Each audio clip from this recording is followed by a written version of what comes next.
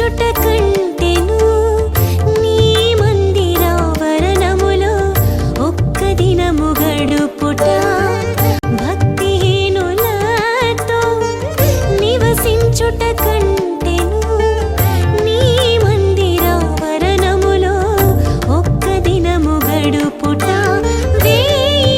దినాల కంటే శ్రేష్టమైనది దినాల కంటే శ్రేష్టమైనది శాశ్వత కృపను నేను తాళంసగా కానుకానైతిని నీ సన్నిధిలో కానుకానైతిని నీ సన్నిధిలో శాశ్వత కృపను నేను తాళంసగా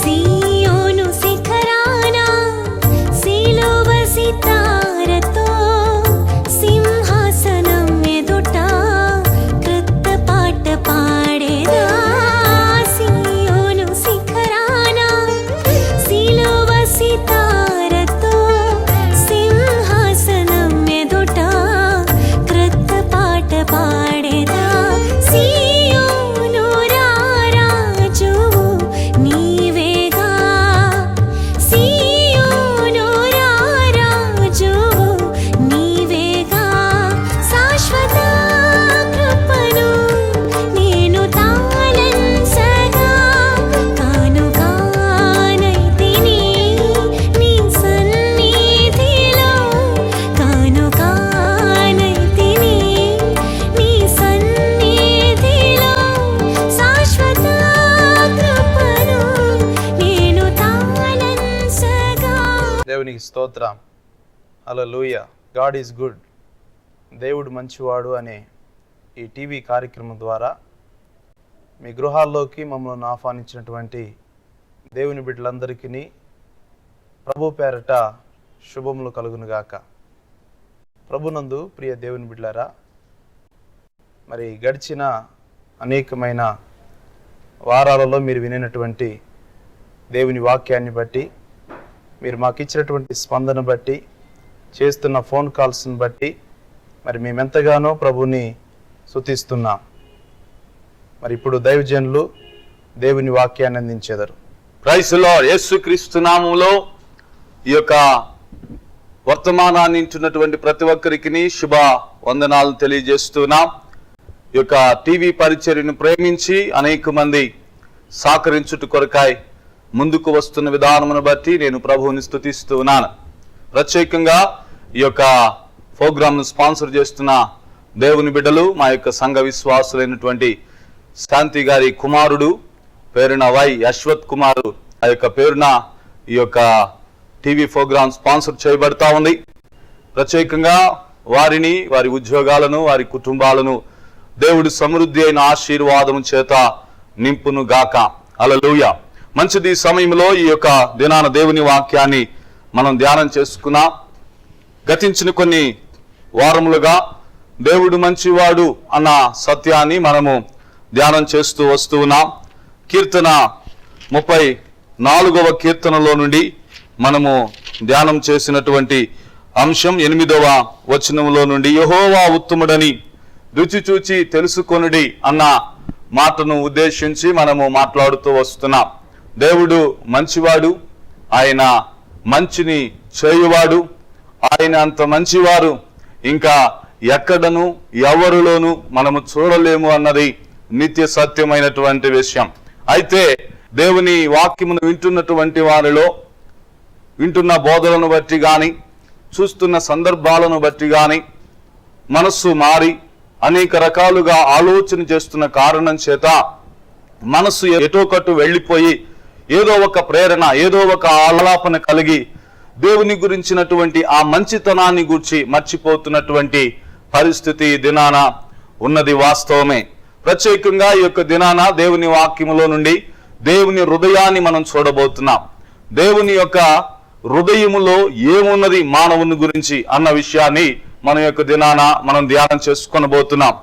దేవుని హృదయములో ఏమున్నది అనగా మనము స్వస్థపరచబడాలి అని దేవుడు కోరుకుంటున్నట్లుగా చూస్తున్నాం. నిర్గమాకాండము 15వ అధ్యాయము, ప్రియులారా, నిర్గమాకాండము 15వ అధ్యాయము 26వ వాక్యాన్ని నేను చదువుతున్నాను. రోగములలో ఏదియు మీకు రానియను, నిన్ను స్వస్థపరచు యెహోవాను నేనే అనెను. ఏమంటున్నాడంటే, ఏ విధమైన రోగములు మీకు రానివ్వకుండా మిమ్ములను స్వస్థపరచువాడను నేనే అంటున్నాడు. యెహోవా రాఫా అనే దేవుడుగా ఇశ్రాయేలీయులకు దేవుడు ప్రత్యక్షమయ్యాడు. ఐగుప్తును దాటిన తర్వాత దేవుడు వారిని మరణము నుండి తప్పించి, దేవుడు గొర్రెపిల్ల రక్తము చేత వారిని విమోచించిన తర్వాత దేవుడు మొట్టమొదటిగా వారి జీవితాలలో ఇస్తున్నటువంటి వాగ్దానం ఏమిటనగా, దేవుడు మంచివాడు గనుక ఆయన వారి యొక్క వ్యాధుల నుండి, వారి యొక్క రోగముల నుండి ఆయన స్వస్థపరచాలని ఆశపడుతున్నట్లుగా ఈ వాక్యం సెలవిస్తుంది. నేనే నిన్ను స్వస్థపరచువాడను అంటున్నాడు. నేనే అనగా ప్రియులారా, ఇది 3 కాలాలకు సంబంధించినటువంటిది. గతించిన కాలము, జరుగుతున్న కాలము, జరగబోతున్న కాలములలో 3 కాలాలలో ఆయన ఉన్నవాడుగా ఉన్నట్లుగా మనం చూస్తున్నాం. యేసయ్య అంటాడు, నేను అబ్రహాము కంటే ముందుగా ఉన్నవాడును అంటున్నాడు. అనగా ప్రియులారా, ఆయన అందరికంటే ముందుగా ఉన్నటువంటి దేవునిగా ఉన్నాడు. ఆయన గతించిన కాలములో ఉన్నవాడు, జరుగుతున్న కాలములో ఉన్నవాడు, జరగబోతున్న కాలములో ఉన్నవాడు కనుక ఆయన గతించిన కాలములో ఆయన బాగు చేసేవాడు, జరుగుతున్న కాలములో బాగు చేసేవాడు, జరగబోయే కాలములో కూడా స్వస్థపరచువాడు నేనే, స్వస్థపరచు దేవుడను నేనే అని దేవుడు మాట్లాడుతున్నాడు. నా ప్రియ దేవుని బిడలారా, దేవుడు అంటున్న మాట ఏంటో తెలుసునా? నేను నిన్ను స్వస్థపరచు యెహోవాను అన్న మాటను మన యొక్క దినాన జ్ఞాపకం చేసుకుంటున్నాం. కానీ అనేక మంది హృదయాలలో, మధులలో దేవుడు స్వస్థపరచువాడు అన్నదానికి బదులుగా దేవుడు వ్యాధిని పెడతాడేమో అన్న ఒకలాంటి అభిప్రాయం కలిగిన వారిగా ఉన్నారు. మీ అభిప్రాయాలు ఎలాగూ ఉండినను ఒకసారి బైబిల్ గ్రంథంలో ఆరంభ అధ్యాయాలను మనం చూస్తే గనక, దేవుడు సృష్టించిన లోకం వ్యాధి లేని లోకం, దేవుడు సృష్టించిన లోకం మరణము లేని లోకం, దేవుడు సృష్టించిన లోకం నిరుత్సాహము లేని లోకం, దేవుడు సృష్టించిన లోకం రుగ్మతలు, బాధలు, సమస్యలు, కరువులు, దారిద్ర్యత లేనటువంటి సృష్టిని ఆయన కలుగజేశాడు. ఆయన సృష్టించిన విధానం వేరే ప్రియులారా. కానీ ఆయన సృష్టించిన ఈ సృష్టిని మానవుడు తమ అవిధేయత వలన ఈ యొక్క సృష్టిని పాడు చేసినట్లుగా మనం చూస్తున్నాం. రోమీయులకు రాసిన పత్రిక 5వ అధ్యాయము 12వ వాక్యములో మనం చూస్తున్నాం. ఇట్లుండగా ఒక మనుషుని ద్వారా పాపము ద్వారా మరణము లోకములోనికి ఎలాగూ ప్రవేశించెను, అలాగే మనుషులందరూ పాపము చేసినందున మరణము అందరికీ సంప్రాప్తమాయెను. దేవుడు మానవుని సృష్టించినప్పుడు, ఈ సృష్టిని దేవుడు కలుగు చేసినప్పుడు మరణము లేదు ప్రియులారా.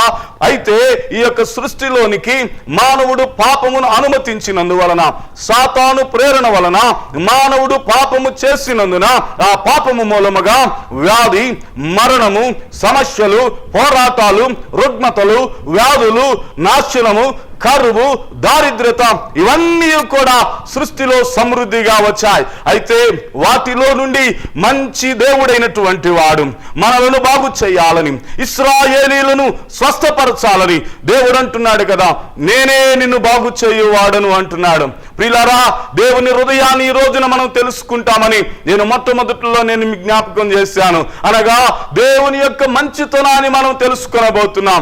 దేవుడు ప్రియులారా, ఇదిగో మానవులను, వ్యాధిగ్రస్తులైనటువంటి వారిని ఆయన స్వస్థపరచువాడు అన్న విషయం మనకి జ్ఞాపకానికి వస్తూ ఉంది. కీర్తనలలో 103వ కీర్తన 2వ వచనం నుండి చదువుతున్నాను, చూడండి.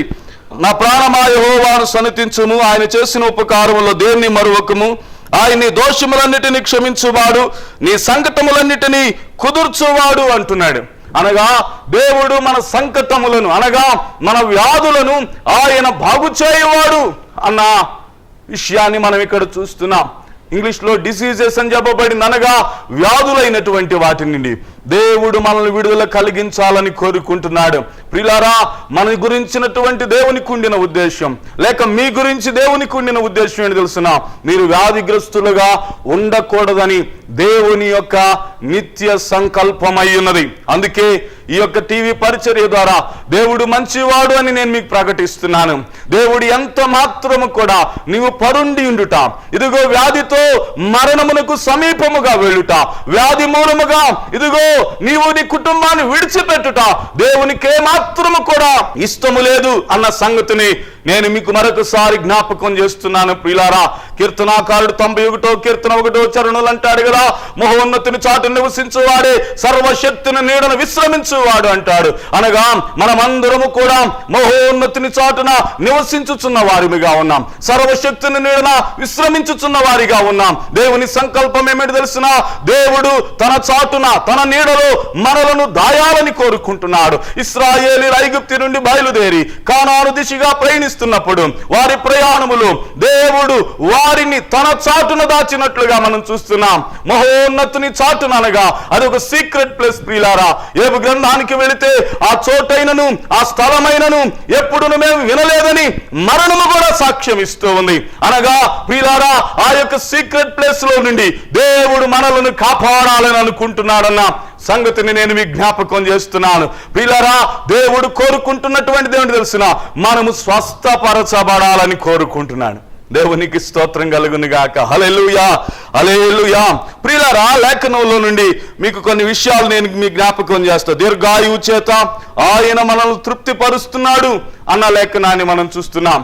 ప్రత్యేకంగా ఇర్మియా ప్రవచన గ్రంథంలో చూస్తే మన గురించిన తలంపులన్నీ కూడా ఆయనకు ఉన్నతముగా ఉన్నట్లుగా మనం చూస్తున్నాం. ఇశ్రాయేలు గురించి దేవుడు అంటాడు, ఇదిగో నిన్ను ఎక్కువగా ఎంచి అని అంటాడు. అనగా దేవుడు తన ప్రజలైనటువంటి వారి విషయంలో దేవుడు ఎక్కువగా ఎంచుతూ ఉన్న విషయాన్ని మనము జ్ఞాపకం చేసుకుంటున్నాం. ప్రియులారా, కాబట్టి ప్రియా దేవుని బిడ్డలారా, ఈ దినాన యేసు ప్రభు యొక్క ప్రణాళికను, ఆయన యొక్క హృదయ వాంఛను, ఆయన హృదయ ఉద్దేశాన్ని నేను మీకు జ్ఞాపకం చేయాలనుకుంటున్నాను.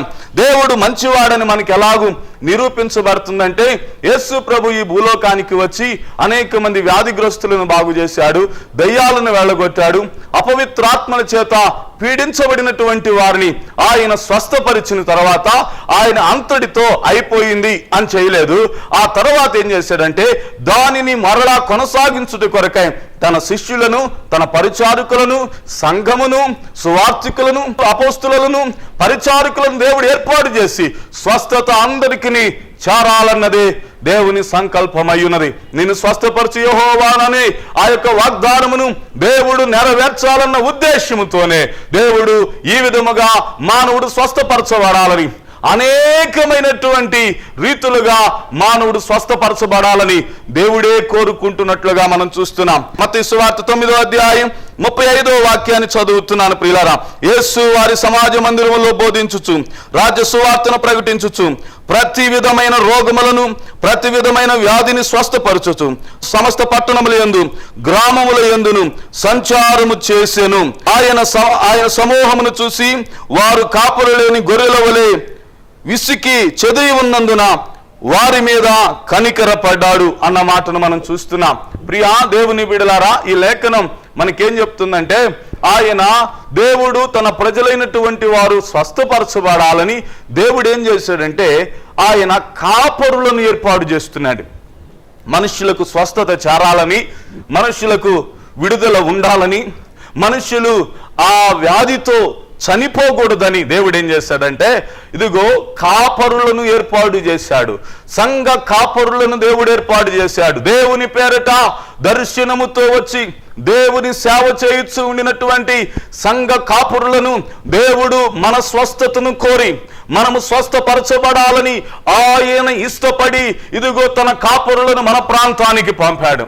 మన ప్రాంతానికి పంపి ఇదిగో దేవుని పరిచర్యను ఆరంభింపజేసి, దేవుని మందిరములోనికి ఆహ్వానింపజేసి, దేవుని సంఘములోనికి వచ్చినటువంటి వారందరినీ వాక్యము ద్వారాను, ప్రార్థన ద్వారాను, స్వస్థత కూడికల ద్వారాను, సువార్త కూడికల ద్వారాను ప్రియులారా ఇదిగో దేవుని యొక్క ఇదిగో దైవ సేవకుని యొక్క హస్త నిక్షేపణ వలనను స్వస్థత పొందాలని దేవుడు సంకల్పించిన కారణం చేత దేవుడు తన కాపరులను మన యొద్దకు పంపాడు ప్రియులారా. ఎందుకో తెలిసిన, ఇదిగో మనకు వ్యాధి వచ్చింది దేవుని వలన కాదు గాని, మనకు వ్యాధి వచ్చింది